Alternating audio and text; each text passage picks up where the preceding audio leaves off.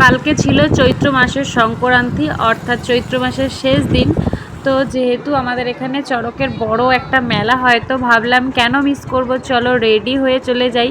গেছিলাম প্রায় 9:30 বেজে গেছিলো, মেলাতে গিয়ে পৌঁছালাম। আর যেহেতু এটা একটু রাত করেই হয়, তাই রাত করেই গেছিলাম। তো গিয়েই ওখানে প্রথমেই বাবার দর্শন করে নিলাম, মায়ের দর্শন করে নিলাম। এই দেখো এখানে কত বড় একটা ধূপকাঠি জ্বালিয়েছিল, এটাকে জুম করে নিলাম, তাই ভাবলাম তোমাদেরকেও শেয়ার করি। আর এই দেখো এখানে নীলকেও রেখে দিয়েছে এরা পুজোর জন্য।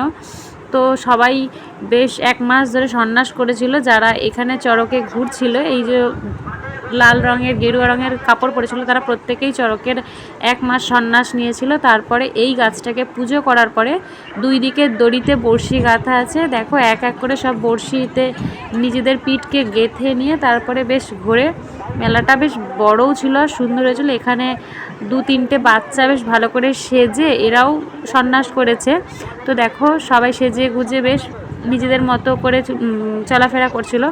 আর যেহেতু সন্ন্যাস মানে ভিক্ষা, তাই ভিক্ষার ঝুলি তারা নিয়ে বেরিয়েছিল ভিক্ষা করার উদ্দেশ্যে। আমরা 10 টাকা দিয়েছিলাম, তারপরে পাঁপড় ভাজা খেয়ে মেলা থেকে বাড়ি চলেছি।